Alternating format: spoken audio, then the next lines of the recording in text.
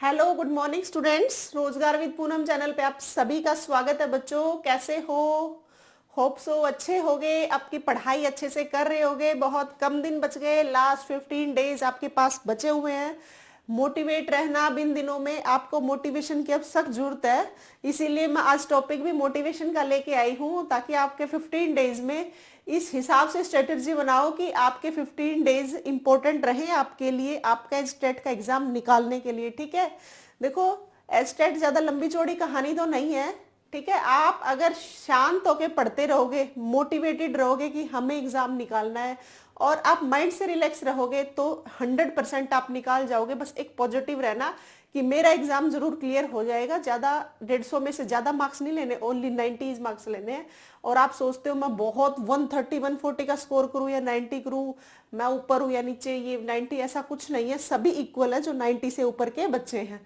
ठीक है, देखो आज मैं आपके लिए बच्चों साइकोलॉजी का इंपॉर्टेंट टॉपिक लेके आई हूँ। इंपॉर्टेंट टॉपिक मोटिवेशन का ही अभी मैं बता रही हूँ, आप मोटिवेट रहो। इसीलिए आज एक टॉपिक भी ऐसा ही इंपॉर्टेंट है मोटिवेशन का, जो आपके एग्जाम में आता ही आता है। ठीक है, अब देखो मैं कुछ दिन लगातार जो इंपॉर्टेंट है और जहां से क्वेश्चन बन सकता है, सारे एक दिन में एक चैप्टर पूरा करा रही हूँ, क्योंकि दिन है थोड़े और आपका सिलेबस जितना है 3-4 दिसंबर तक का अपना टारगेट है तब तक पूरा हो जाए। इसलिए मैं एक एक छोटे छोटे टॉपिक्स लेके आ रही हूँ, जो कि इंपॉर्टेंट तो रहेंगे, लेकिन टॉपिक एक ही क्लास में क्या हो जाए, पूरा हो जाए। ठीक है, अच्छा एक और बात बच्चों, आज मैं आपकी लास्ट 15 डेज स्ट्रेटेजी क्या रहे कि आपका स्टेट का एग्जाम निकल जाए, वो मैं एक वीडियो बनाऊंगी आपके लिए। उम्मीद है वो आपके लिए हेल्पफुल रहे। आप एग्जाम दो तो आपको दिक्कत ना आए। 2-4 नंबर आप बढ़ा सको, किस पैटर्न से पढ़ोगे आप 2-4 नंबर बढ़ाओ, इस हिसाब से मैं आपकी एक छोटी सी वीडियो बनाऊंगी, जरूर देख लेना। ये क्लास होते ही बताऊंगी किस हिसाब से पढ़ो और कैसे कैसे क्या क्या मॉक टेस्ट लगाने चाहिए, कौन से लगाने चाहिए, आपके लिए कौन से बेनिफिशियल रहेंगे। ठीक है, देखो आज इंपॉर्टेंट सा टॉपिक लेके आई हूँ मोटिवेशन का। नाम से ही पता चल रहा है आप क्या है, मोटिवेशन मतलब अभिप्रेरणा।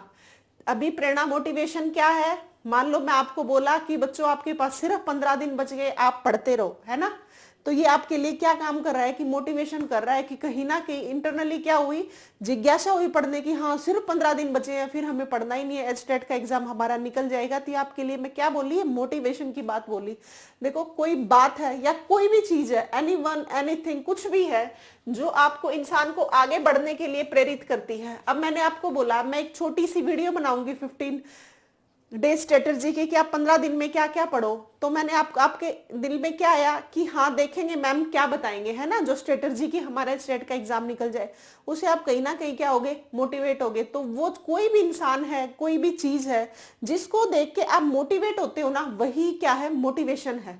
क्या है, मोटिवेशन है। यही बात बताई गई। देखो हाँ आप सोचोगे कि मैम पहले ही बोर्ड पे लिख देती है। पहले बोर्ड पे बच्चों लिखने का रीजन मेरा ये है, क्लास छोटी हो, आपका ज्यादा टाइम वेस्ट ना हो, और सारा कंटेंट जो लिखा जाए वो अपनी नोटबुक में आप नोट डाउन कर सको। इसलिए मैं पहले लिख देती हूँ, ताकि आपके एग्जाम में जो जो इंपॉर्टेंट बातें आ सकती हो मैं सारी लिख देती हूँ। टाइम वेस्ट नहीं होगा फिर आपका, मेरे को सिर्फ बोलना पड़ेगा, लिखना नहीं पड़ेगा, क्योंकि लिखूंगी और बोलूंगी तो डबल टाइम वेस्ट होगा आपका। ठीक है, देखो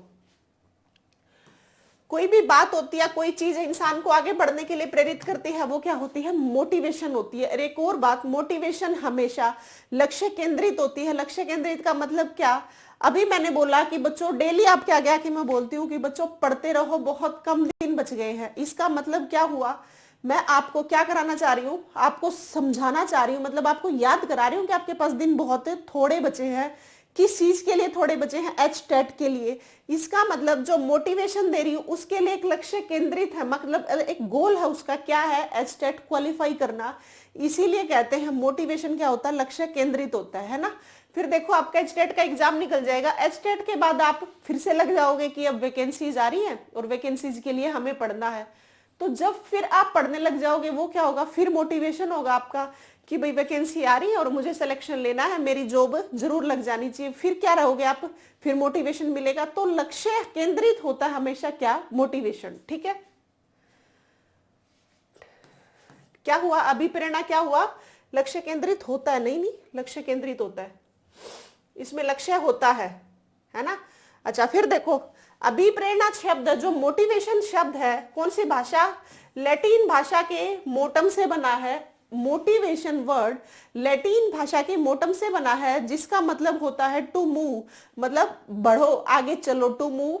ठीक है, तो इसका मतलब क्या हुआ, अभिप्रेरणा कौन से लैटिन शब्द से बना है, लैटिन भाषा के कौन से वर्ड से, मोटम से, जिसका मतलब क्या होता है टू मूव, मतलब आगे चलो, आगे बढ़ो।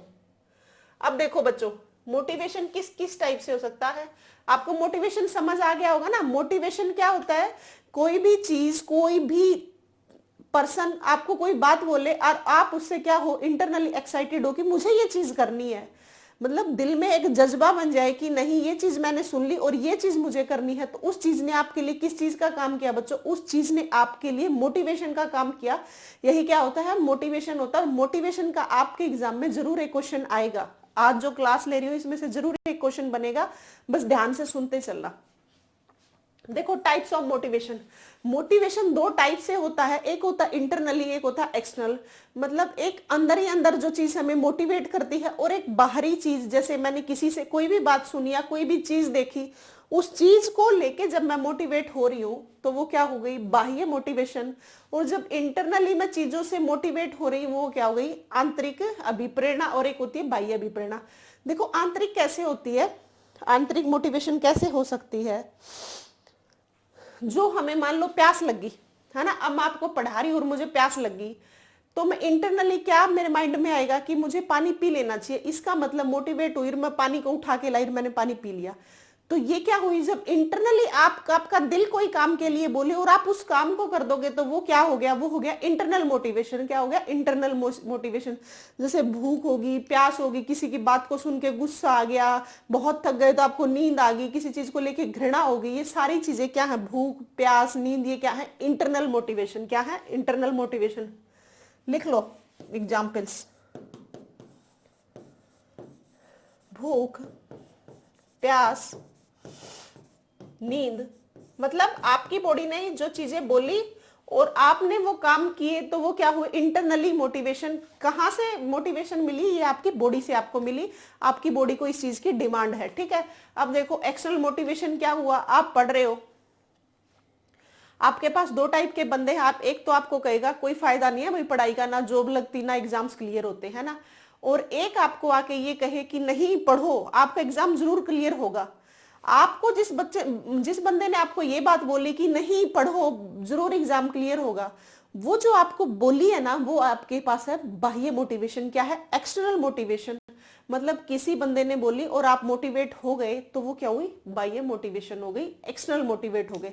जैसे किसी ने आपके पास, आपने आपको बोल दिया कि आपको कुछ फायदा नहीं है आप जो पढ़ रहे हो उसका, और आपके ना आपका एग्जाम क्लियर होगा, ना पेपर लेगी सरकार, इस तरह की जो बातें कर रहे हैं, वो क्या होगी, घृणा की, लेकिन है तो क्या, बाह्य ही ना। तो इस तरीके की कोई आपकी तारीफ करे, कोई आपकी मतलब घृणा करे आपसे, कोई प्रशंसा होगी, घृणा होगी, इस टाइप की जो मोटिवेशन है ना, वो क्या होती है बच्चों, एक्सटर्नल होती है। जैसे प्रशंसा होगी, जैसे कोई अवार्ड दिया आपको, है ना, अवार्ड भी आपके लिए क्या काम कर रहा है, मोटिवेशन का काम कर रहा है। कैसे, देखो बच्चों, अगर आपको कोई प्राइज अवार्ड मिलता है तो आप क्या सोचते हो, नहीं भाई बहुत अच्छा, मैं मतलब खुद इंटरनली एक एनर्जी आती है, जोश आता है कि हाँ अब मैंने प्राइज दिया, नेक्स्ट टाइम मैं और अच्छा लूंगा, मैं और अच्छा करूंगा। तो वो क्या काम कर रही है, वो जो पुरस्कार है वो वहां पे क्या काम कर रहा है, वो कर रहा है बच्चों एक्सटर्नल मोटिवेशन का, मतलब बाह्य अभिप्रेरणा का। तो उम्मीद है मुझे दोनों बातें समझ आ गई होंगी।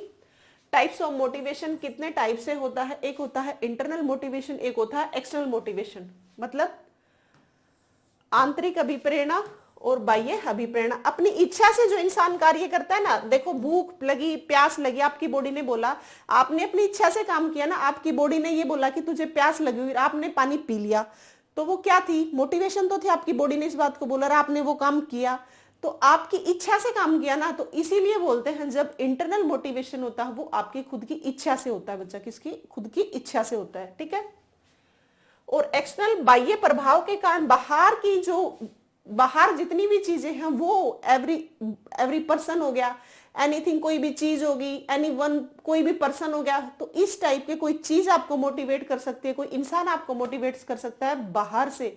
मतलब आपकी बॉडी ने इसमें कोई काम नहीं किया, आप जब बाहर से बातें सुन के मोटिवेट हुए तो वो होता है बच्चों एक्सटर्नल मोटिवेशन।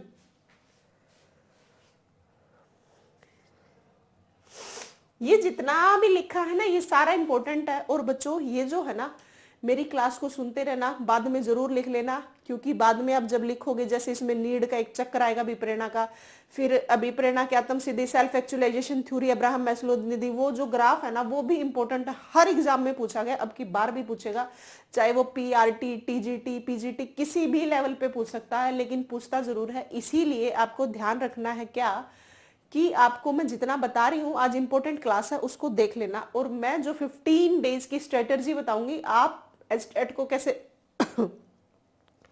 सॉरी बच्चों, आप एस्टेट के एग्जाम को कैसे निकाल सकते हो वो मैं अभी थोड़ी देर बाद लाइव आऊंगी, आप उस क्लास को जरूर देख लेना। आपके एग्जाम में 2-3 मार्क्स की जरूर हेल्प करेगी और आपको एग्जाम अटेम्प्ट कैसे करना है उस बात में भी काफी हेल्पफुल रहेगा। और एक और बात बच्चों, हमने जो हरियाणा जीके की क्लास ले रहे हैं ना, हरियाणा जीके की सीईटी के लिए भी और एस्टेट के लिए भी, उस क्लास को जरूर लेते रहना, क्योंकि आपके सीईटी में 25 मार्क्स की और एस्टेट में 10 मार्क्स की आपकी क्या आएगी, हरियाणा जीके आएगी। मैं क्यों बोल रही हूँ ऐसा, आपने कल परसों, कल हाँ आज के ही था शायद, कल भी क्या, आज के इसमें न्यूज़पेपर में आया हुआ बच्चों, हरियाणा सरकार 2 लाख भर्तियां करने जा रही है। 2 लाख तो छोड़ो, चलो 2 लाख उन्होंने बोल दिया, अगर 2 लाख नहीं तो 1.5 लाख तो कम से कम करेगी ना। आप अभी से सीरियस हो जाओ और पढ़ना शुरू कर दो। अगर 2 लाख नहीं 1.5 लाख, 1 लाख भी वैकेंसीज निकाल देती है तो वो भी बहुत है, 1 लाख थोड़ी नहीं होती है ना। उसके लिए आपको सीईटी का एग्जाम देना पड़ेगा प्री का। तो वो जो सीईटी का एग्जाम है ना वो आपके हरियाणा जी के थोड़े मार्क्स की नहीं, सबसे ज्यादा मार्क्स की हरियाणा जी के 25 नंबर की आएगी आपके हरियाणा जी के। आप वो जो 25 मार्क्स है ना बहुत काफी मदद करेंगे आपका सीईटी का एग्जाम क्वालिफाई करने में, है ना। अगर सरकार ने 2 लाख तो बोल दिया, अनाउंस किया कि भाई हम 2 लाख वैकेंसीज भरेंगे, अगर 2 छोड़ो आप 1 लाख भी भर दी ना, 1 लाख भी बहुत ज्यादा भर्तियां होती हैं, तो आप अवेयर रहना है। और मैं डेली क्लास लूँ, डेली क्लास को लेते रहना, पढ़ते रहना। अच्छा एक और बात भी आई हुई थी साथ में न्यूज़पेपर में कि सरकार सीईटी जो अपना सी ग्रुप का हुआ था और सीईटी जो डी ग्रुप का हुआ था, दोनों के लिए कौन सा भी अगर आप सीईटी क्वालिफाई करते हो तो आपको सरकार 2 साल के लिए 9,000 रुपए देने जा रही है ना। ये आज के न्यूज़पेपर में आया हुआ है। ये जो 9,000 रुपए सरकार दे रही है ना, वैसे तो हमें 9,000 पे फोकस नहीं करना कि सरकार हमें 2 साल तक 9,000 रुपए देगी, नहीं। हमें उस 9,000 पे ध्यान रखेंगे तो बाद में 2 साल के बाद हम क्या करेंगे, हमें उस बात पे ध्यान नहीं देना। हमें इस बात पे ध्यान देना है, अगर हमारा सीईटी क्वालिफाई हो गया और फिर हमें 9,000 रुपए मिल रहे हैं और फिर हम तैयारी कर रहे हैं, इसीलिए सरकार ने सोचा है कि जो बच्चा पढ़ना चाह रहा है, पढ़ने लायक है, तो वो बच्चे अगर उनको 9,000 रुपए मिलते रहे तो बच्चों देखो लाइब्रेरी का खर्चा हो गया, बुक्स का खर्चा हो गया, कोई कोचिंग सेंटर चला गया या ऑनलाइन किसी भी पेड कोर्स ले रहे हैं या कुछ भी देख रहे हैं तो खर्चे होते हैं ना। आप 9,000 से हर एक स्टूडेंट इजीली अपना क्या है जितना भी खर्चा हो निकाल सके, इसीलिए सरकार ने क्या बोला है 2 साल के लिए हम क्या देंगे, 9,000 रुपए। इसीलिए कह रही हूँ कि आपके लिए सीईटी का एग्जाम जो है ना मस्ट है, ठीक है। इसीलिए आप डेली जो क्लास लू लेते रहना। और मैं बीच बीच में आपकी जो लूसेंट की बुक है ना, कल या शायद परसों मेरे पास एक मैसेज आया हुआ था कि मैम लूसेंट की जो बुक है वो बहुत मुश्किल लगती है, तो मैं उसमें से भी कोशिश करूंगी जो आपके बार बार क्वेश्चन पूछे जाते हैं ना, वो एक क्वेश्चन की सीरीज लेके आ रही हूँ मैं लूसेंट की आपकी, जो जिसमें ऑल ओवर जीके आते हैं, जिसमें हिस्ट्री लगा लो, पॉलिटी लगा लो, जियोग्राफी वगैरह या फिर स्टैटिक जीके, उस सभी का कंबाइन है ना। मैं आपकी डेली एक क्लास लिया करूंगी, वो 1 लाइनर क्वेश्चन होंगे, उसमें मैं आपको बताती चलूंगी। 1 लाइनर क्वेश्चन है, मान लो आपने एक बार देख ली वो क्लास, एक बार सेकंड टाइम देख लोगे ना आपको याद हो जाएगा। जिनको बुक मुश्किल लग रही है कौन सी लूसेंट की बुक, तो जो 1 लाइनर क्वेश्चन बताऊ ना वो भी पढ़ते रहना। 15 नंबर की ये 1 लाइनर आएगी, किसमें, सीईटी में। अच्छा साइंस की मैं बात कर ही रही हूँ कि मैं लूंगी तो 50 नंबर का तो कम से कम मैं अकेली करा दूंगी आपको। और बीसीए, बीसी, बीएससी कैटेगरी को तो लेने ही नंबर 40 है और जनरल को 50 लेने हैं, तो ज्यादा बड़ी लंबी चौड़ी कहानी नहीं है। और 15 नंबर हरियाणा जीके में ले लेना, आपका आराम से सीईटी निकल जाएगा। वैसे तो मैं ये कहूंगी कि आपको स्कोर बहुत अच्छा करना है, 80+ करना है अगर आप अच्छी पोस्ट चाहते हो। लेकिन बिल्कुल स्टार्टिंग के बच्चे है ना, तो वो इतनी कोशिश तो करो, शुरुआत तो करो बच्चों कहीं से, है ना। शुरुआत तो देखो हमें करनी पड़ेगी, बगैर आप सोचते हो कि बगैर जॉब के या बगैर कुछ पढ़े आपकी बात बन जाएगी, तो देखो बच्चों आज की जो जनरेशन है उनके खर्चे हैं, महंगाई है, उस हिसाब से काम नहीं चलेगा। अगर आप बच्चों एक अच्छी जिंदगी जीना चाह रहे हो ना तो अभी से पढ़ना शुरू कर दो। और कब तक पढ़ो, तब तक जब तक आपका सिलेक्शन नहीं हो जाए। एक जिद होनी चाहिए आपके दिमाग में कि मुझे एग्जाम क्लियर करना ही करना है, चाहे कुछ भी हो जाए, मेरा सिलेक्शन होना चाहिए। देखो मैं आपको बता देती हूँ, वैसे मैं बताना नहीं चाह रही थी, मैं ऑलरेडी गवर्नमेंट जॉब में हूँ, मैं भी सिलेक्टेड हूँ, सीईटी एग्जाम दिया था, मैंने भी क्लियर किया था और मैं जॉब में हूँ, गवर्नमेंट जॉब में। तो मैं आपको बता देती हूँ, मेरे अंदर एक जिद थी कि जब तक मैं गवर्नमेंट जॉब नहीं लग जाऊंगी, मैं पूरे कोरोना काल में पढ़ी हूँ, मेरे दिमाग में एक ही बात थी कि जब तक मैं गवर्नमेंट जॉब नहीं लग जाऊंगी तब तक नहीं रुकूंगी। इस तरीके से मैं एक जिद्दी थी, बस मेरे अंदर जज्बा था कि मुझे क्या करना है, गवर्नमेंट जॉब चाहिए, मतलब चाहिए। जब ये जिद थी ना तभी मैं सेलेक्ट हो पाई। अगर मैं सोचती कोई बात नहीं, नहीं होगा तो ये कर लेंगे वो कर लेंगे, सेकंड ऑप्शन आपके पास होना ही नहीं चाहिए। आपके पास सिर्फ एक ऑप्शन होना चाहिए, only and only government job. इस हिसाब से पढ़ते रहना। और जो एचटेट का एग्जाम दे रहे हैं बच्चों, उनके लिए भी ये बात है, अगर आपने एचटेट का एग्जाम क्लियर नहीं किया तो आप क्या आगे वैकेंसीज फॉर्म फिल करने के लायक ही नहीं बचोगे, है ना। और जब आप फॉर्म फिल करने के लायक नहीं बचे और वैकेंसीज आ गई, शायद मैं तीसरी चौथी बार ये बात बता रही हूँ, वैकेंसीज आएंगी 2025 में टीचर्स की, आप अवेयर रहो और पढ़ते रहो। अब की बार एचटेट के लिए हर हाल में आपको एचटेट निकालना है, ठीक है, कहीं पे भी छोड़ना नहीं है। आप जब मोटिवेट नहीं होते हो ना, अपने पेरेंट्स की शक्ल देख लिया करो, उनको देख लिया करो, सबसे बड़ा मोटिवेशन वो, उससे बड़ा मोटिवेशन कोई चीज होती ही नहीं है। अपने घर की गरीबी देख लिया करो, अपने घर के हालात देख लिया करो, आप मोटिवेट हो जाओगे। आप सोचते हो कहीं बाहर की चीजें सुनी और हम मोटिवेट हो जाएंगे, वो कोई मोटिवेशन नहीं है, वो टेम्परेरी आपके अंदर क्या है, एक एक्साइटमेंट है, वो हो सकती है, एक दिन भी हो सकती है, 2 दिन भी हो सकती है। आपको वो टेम्परेरी एक्साइटमेंट नहीं चाहिए। आप जब भी आपको लगे कि मुझे आज नहीं पढ़ना, तभी अपने पेरेंट्स की शक्ल देख लेना, आप खुद ब खुद पढ़ने लग जाओगे, ठीक है। तो चलो, बहुत बातें हुई हमारी, अब आते हैं हमने टॉपिक पे। तो इन बातों पे आपको ध्यान रखना है बच्चों। अब देखो, एक कर्व है मोटिवेशन का, इसमें क्या क्या होता है, अभिप्रेरणा कैसे आती है और उस अभिप्रेरणा को हम कैसे अचीव करते हैं, वो एक अभिप्रेरणा का चक्र है। वो चक्र देखो, इसमें सबसे पहले नीड, आप मोटिवेट कब होगे। देखो, सबसे पहले किसी चीज की जरूरत के लिए क्या होती है, आपकी आवश्यकता होती है। आप कोई भी काम तभी करते हो जब आपको क्या होती है, आपकी नीड होती है, आवश्यकता होती है। अब आप अगर बच्चों हम पढ़ रहे हैं और आप क्लासेस ले रहे हो, तो आपकी एक नीड है कि मुझे स्टेट का एग्जाम निकालना है, इसीलिए आप क्लास ले रहे हो ना। तो ये क्या हुई, अभिप्रेरणा कैसे आएगी, देखो आपकी क्या हुई, आवश्यकता हुई। आवश्यकता के लिए आप क्या कर रहे हो, आप पढ़ रहे हो, क्लासेस ले रहे हो, है ना। जो ड्राइव को बोलते हैं चालक, आपकी आवश्यकता क्या है, एचटेट एग्जाम क्रैक करना, है ना।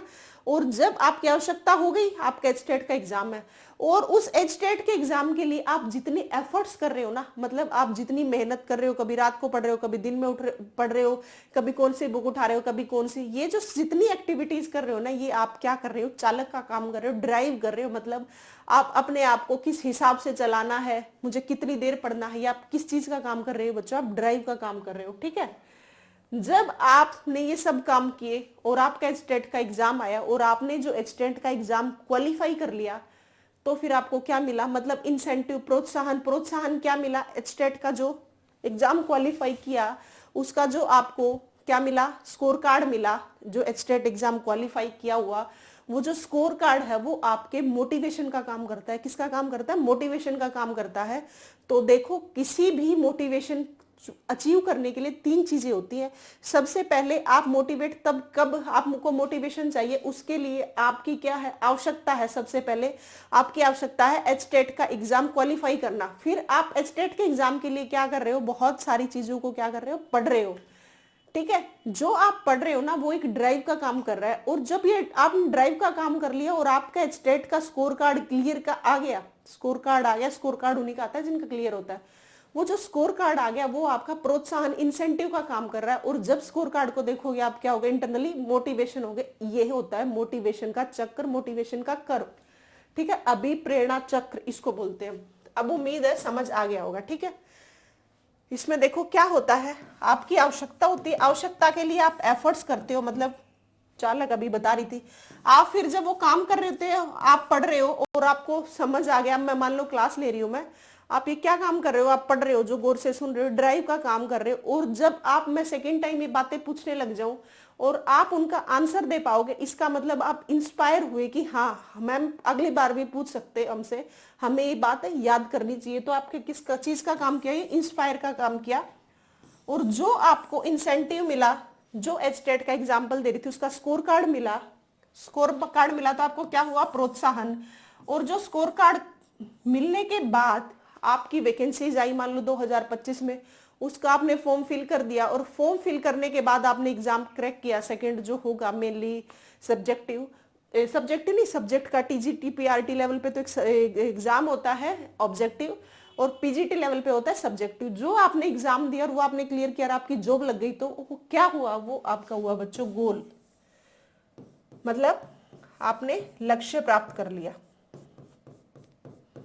क्या किया, लक्ष्य प्राप्त किया, तो वो क्या हो गया बच्चों, आपका गोल हो गया। देखो आपकी क्या है, नीड है, क्या नीड है, एचटेट क्वालिफाई करना, ये आपकी आवश्यकता है। आप मेरी क्लास देख रहे हो और कहीं से पढ़ रहे हो, बुक्स पढ़ रहे हो, ये सब आप क्या कर रहे हो, आप ड्राइव कर रहे हो।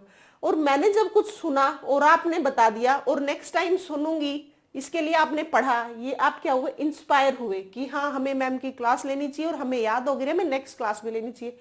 इसका मतलब क्या हुआ, इंस्पायर हो गए। जो एचटेट का स्कोर कार्ड आपके हाथ में आ गया, तो उसने किस चीज का काम किया, उसने बच्चों प्रोत्साहन का काम किया, इंसेंटिव का काम किया। ठीक है, जब आपका एचटेट का स्कोर कार्ड आ गया और उसके बाद आपकी वैकेंसीज आई, वैकेंसीज के लिए आपने फॉर्म फिल कर दिया और आपकी जॉब लग गई, इसका मतलब आपने गोल को अचीव कर लिया, अपने लक्ष्य को क्या कर लिया, अचीव कर लिया। तो आपसे उम्मीद है अब ये वाला जो क्या क्या आपसे पता है क्या पूछते हैं, ये जो लाइन है ना आपको याद रखनी है, किस हिसाब से ये सीक्वेंस चलती है। आपको पहले नीड लिख देंगे, फिर आपका इंस्पायर लिख देंगे, फिर इंसेंटिव लिख देंगे, फिर यहाँ पे कोई ड्राइव लिख देंगे। आपको जो सीक्वेंस है ना आपको ये याद रखनी है, सबसे पहले होता है, देखो दिख रहा है क्या, सबसे पहले है नीड, आवश्यकता, फिर है आपकी ड्राइव, फिर है आपका इंस्पायर, फिर क्या होते हो आप, इंस्पायर होते हो, फिर क्या है, इंसेंटिव मिलता है, प्रोत्साहन मिलता है।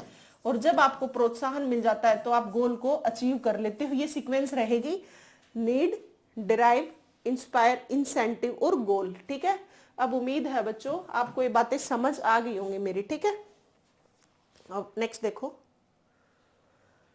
अभिप्रेरणा के सिद्धांत मतलब थ्योरीज हैं जो मोटिवेशन की, वो क्या क्या है।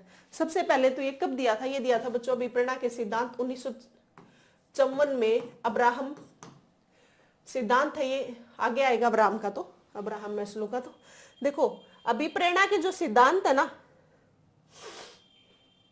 ये 3 टाइप के हैं। कौन कौन से अभिप्रेरणा, मतलब कैसे कैसे मिल सकती है आपको अभिप्रेरणा।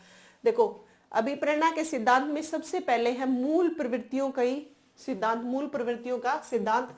जो ये मूल प्रवृत्ति होती है ना हमारी, मूल प्रवृत्ति मतलब ये 14 टाइप की होती है, जैसे गुस्सा आना, प्यार करना, किसी से नफरत करना, किसी से घृणा की भावना रखना, किसी भूख लगना, प्यास लगना, नींद आना, ये जितनी बातें बोल रही हूँ ना, ये मूल प्रवृत्ति होती है। Inside theory of real instinct theory, inside sorry learning का बोल गई मैं, रियल इंस्टिंक्ट थ्योरी मतलब मूल प्रवृत्तियों का सिद्धांत। बहुत बार क्वेश्चन आया है मूल प्रवृत्तियों का सिद्धांत किसने दिया, तो आपको याद रखना है बच्चों, मूल प्रवृत्तियों का सिद्धांत किसने दिया, ये दिया था मैकडूगल ने। किसने दिया था, मैकडूगल ने। तो मूल प्रवृत्तियों का सिद्धांत किसने दिया, मैकडूगल ने। और ये कितने टाइप की होती है बच्चों, ये होती है 14 प्रकार की, ये भी याद रखनी है। 14 प्रकार की कौन सी, वैसे 14 प्रकार पूछता नहीं है, जैसे भूख, प्यास, नींद, क्रोध, घृणा, नफरत, प्यार, स्नेह, ये जितनी चीजें हैं ना वो सारी कितनी है, मूल प्रवृत्ति कितने टाइप की होती है, 14 टाइप की। और मूल प्रवृत्ति का सिद्धांत किसने दिया, ये दिया था मैकडूगल ने। ठीक है, देखो मूल प्रवृत्ति इंसान के व्यवहार में ऑटोमेटिक पाई जाती है, जो मैं बोल रही हूँ ना, देखो भूख, प्यास, नींद, आप किसी की बात पसंद नहीं आई तो आपको क्रोध आता है, गुस्सा आता है, आप किसी की बातें अच्छी लग रही है तो ये लगता है कि कितना नाइस है, प्यार आता है तो घृणा होती है, नफरत, ये सारी चीजें आपकी बॉडी में ऑटोमेटिक हो रही होती है। तो इसीलिए कहा गया है मूल प्रवृत्तियां इंसान के व्यवहार में ऑटोमेटिक पाई जाती हैं, जैसे डर भी होता है, भय भी, क्रोध भी, ये सारी चीजें क्या है, ये हमारी मूल प्रवृत्तियां। और मूल प्रवृत्तियां कितने प्रकार की होती हैं, ये होती हैं बच्चों 14 प्रकार की। कितने प्रकार की, 14 प्रकार की। अब देखो नेक्स्ट, मनोविश्लेषणात्मक सिद्धांत, ये भी आपको याद रखना है। मनोविश्लेषणात्मक सिद्धांत है ये बच्चों सिगमंड फ्रॉइड ने दिया था। किसने दिया था? सिगमंड फ्रॉइड ने। ये भी बहुत बार क्वेश्चन आया है। मनोविश्लेषणात्मक सिद्धांत किसने दिया था? ये दिया था बच्चों सिगमंड फ्रॉइड ने। ठीक है, एक बात ये याद रखनी है, इन्होंने क्या कहा था? सिगमंड फ्रॉइड ने मनोविश्लेषण सिद्धांत में दो टाइप से बताया, एक होती है मूल प्रवृत्ति और इन्होंने बताया एक होता है अचेतन मन। मन लिख रखा है क्या? मूल प्रवृत्ति और अचेतन मन। इन्होंने मूल प्रवृत्ति को दो प्रकार से बताया, एक होती है जीवन की और एक होती है मृत्यु की। जो इन्होंने बताया सिर्फ मूल प्रवृत्ति 14 टाइप की कुछ नहीं होती, सिर्फ दो टाइप की होती है, एक जीवन से रिलेटेड, एक मृत्यु से रिलेटेड प्रवृत्ति। इनका मानना था सिगमंड फ्रॉइड का कि जो जीवन से रिलेटेड प्रवृत्ति होती है वो आपको क्या करती है? वो आपको सक्सेस की तरफ लेके जाती है, आगे की तरफ बढ़ाती है। और जो आपकी मृत्यु प्रवृत्ति होती है ये विध्वंसकारी होती है, मतलब नुकसानदायक होती है, नुकसान करने वाली होती है। तो मूल मृत्यु संबंधित होती है वो कौन सी होती है? विध्वंसकारी वर्ड आया था, विध्वंसकारी मतलब नुकसान देने वाली। और जो जीवन संबंधी होती है ये होती है बच्चों कौन सी प्रवृत्ति? आगे बढ़ाने वाली। तो जीवन संबंधी नाम से ही पता लग रहा है आगे बढ़ाने वाली, और मृत्यु संबंधी, तो मृत्यु में क्या होगा? विध्वंसकारी मतलब नुकसान वाली चीजें होंगी ना। तो इसीलिए दो टाइप की हैं, कौन कौन सी? जीवन संबंधी और मृत्यु संबंधी। अब देखो बच्चों, एक बताया था इन्होंने अचेतन मन के बारे में, अनकॉन्शियस माइंड।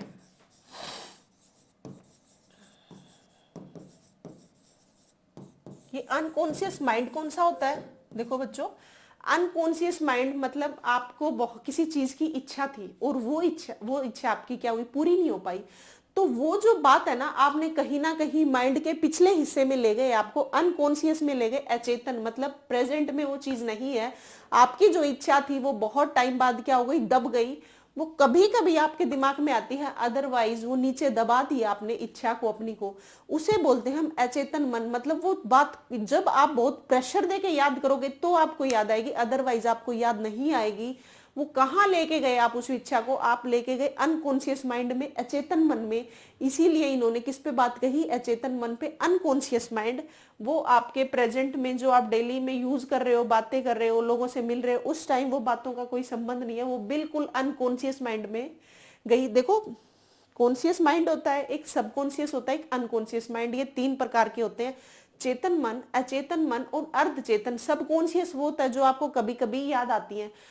अचेतन क्या होता है? अनकॉन्शियस क्या होता है? जो आपकी इच्छा थी आपको वो नहीं मिली, आपने माइंड के पिछले हिस्से में ले गए कि वो कभी बहुत प्रेशर दिया तो वो बात याद आ गई, अदरवाइज वो याद नहीं आई।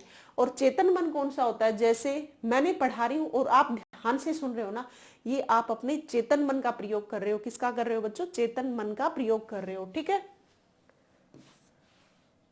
अब देखो मोस्ट एंड मोस्ट इंपॉर्टेंट बात, ये तो आपको बिल्कुल रट लेनी है, हर एग्जाम में ये बात आएगी। आत्म सिद्धि का सिद्धांत, सेल्फ एक्चुअलाइजेशन थ्योरी।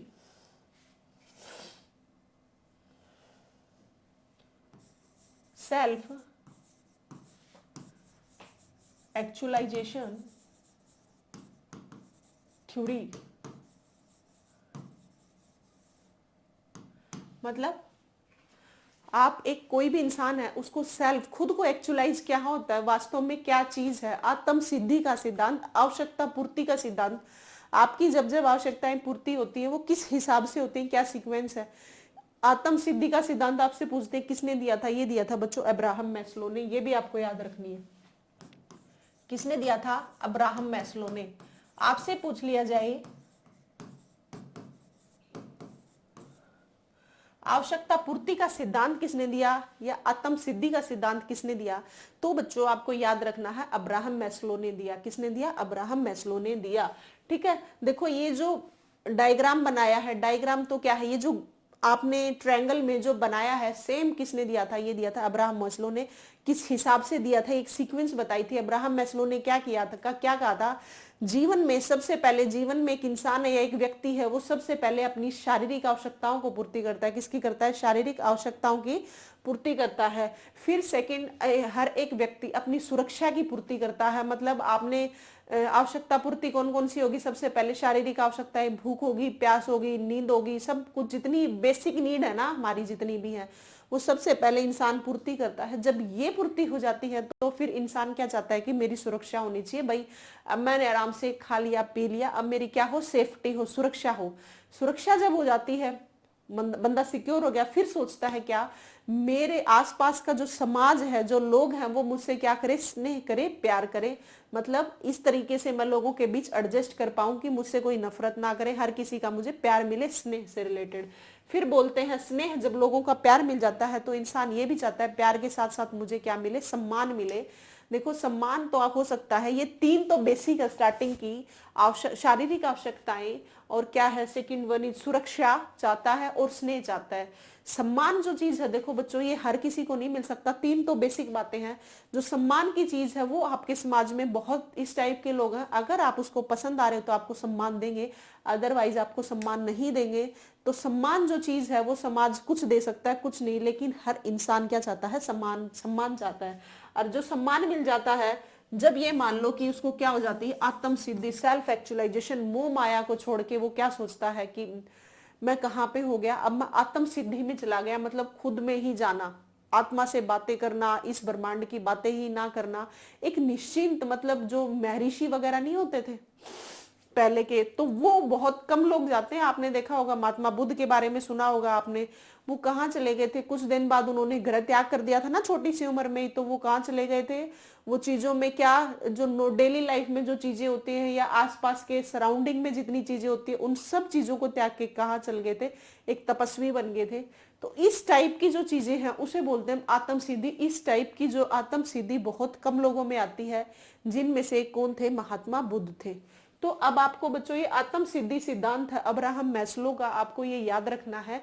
इसमें क्या क्या बताया गया है बच्चों, इसमें सबसे पहले बताया गया शारीरिक आवश्यकताएं, सीक्वेंस आएगी। एक व्यक्ति की सबसे पहले शारीरिक आवश्यकताएं होती है, फिर क्या होती है, सुरक्षा, फिर क्या होता है, स्नेह, फिर क्या होता है, सम्मान, फिर क्या होती है, आत्म सिद्धि। ये पांचों की पांचों सीक्वेंस आपको याद रखनी है। सबसे पहले व्यक्ति की क्या होती है, शारीरिक आवश्यकताएं, फिर क्या चाहता है, वो सुरक्षा चाहता है, फिर क्या चाहता है, समाज से स्नेह चाहता है। स्नेह जब हो जाए तो लोग क्या करे, समाज उसको क्या करे, सम्मान दे, और सम्मान मिल जाता है जब उसको क्या मिल जाती है, आत्म सिद्धि मिल जाती है। ये पांचों बातें आपको याद रखनी है, और ये इंपॉर्टेंट है, मोस्ट एंड मोस्ट इंपॉर्टेंट बात है ये आत्म सिद्धि का सिद्धांत, जो अब्राहम मैस्लो नीड आवश्यकता पूर्ति का सिद्धांत भी बोलते हैं। और ये पांचों बातें आपको याद रखनी है, 2-3 बार बोल दी, उम्मीद है मुझे याद भी हो गई होगी। और हाँ बच्चों, एक और बात है, आप मेरे चैनल को लाइक नहीं कर रहे, शेयर नहीं कर रहे, सब्सक्राइब नहीं कर रहे, क्या बात, आपको मेरी क्लासेस पसंद नहीं आ रही? अगर आपको पसंद नहीं आ रही है तो भी आप मुझे लिख के बता सकते हो कि मैम ये प्रॉब्लम है, कोशिश करेंगे सुधार करने की, है ना। अच्छा, क्लासेस अगर आपको पसंद आ रही हैं तो बच्चों जरूर मेरे प्यारे बच्चों चैनल को लाइक करोगे, शेयर करोगे, सब्सक्राइब करोगे। आप सभी बच्चे क्या करोगे, सब्सक्राइब जरूर करोगे। अब मैं वन लाइनर लूसेंट को भी उठा रही हूँ आप लोगों के डिमांड पे, कि बहुत बच्चे बोल रहे थे कि क्या हमें एग्जाम में क्या है प्रॉब्लम होती है लूसेंट पढ़ने में, जो 15 नंबर की सीईटी में क्या आ जाएगी, जीके आएगी, जो नेशनल जीके जिसे बोलते हैं हम, वो मैं आपको जरूर करवाऊंगी। मेरी कोशिश यही रहेगी कि मैं बहुत सारा कंटेंट आप लोगों का पढ़ा सकूं, ठीक है। लेकिन आपको इस चीज के लिए बच्चों मुझे भी मोटिवेशन चाहिए ना, जैसे मैं अब आपको मोटिवेशन दे रही थी, तो मुझे भी तो मोटिवेट होना पड़ेगा ना। वो मोटिवेशन मुझे कहाँ से मिलेगा, आप लोगों से मिलेगा। आप मेरे चैनल को लाइक करोगे, क्लासेज को लाइक करोगे तो मुझे आइडिया होगा। ऐसा थोड़ा ही कि मुझे लाइक के पैसे मिल रहे हैं, सिर्फ मुझे मोटिवेशन मिल रहा है कि क्या, कि मैं आपकी क्लासेज अच्छी ले रही हूँ और बेस्ट लूँ, यही मोटिवेशन मिल रहा है ना मुझे। तो आप क्लासेस पसंद आ रही हैं तो बच्चों चैनल को लाइक शेयर सब्सक्राइब जरूर करना। सब्सक्राइब का सिर्फ ये फायदा होगा कि आपके भाई बहन छोटे जितने भी हैं, छोटे बड़े, सभी क्लासेस को देख सके। जितने ज्यादा बच्चे होंगे उतनी ही और ज्यादा मोटिवेशन मिलेगी, और बढ़िया क्लास लेके आएंगे, है ना। तो आपको ये काम जरूर करना है। और बच्चों थोड़ी देर बाद एक बार 15 डेज की स्ट्रेटजी कैसे पढ़ो आप, मैं एक छोटी सी वीडियो बना रही हूँ, वो भी जरूर देख लेना। और पढ़ते रहो, खुश रहो, मोटिवेट रहो। थैंक यू बच्चों।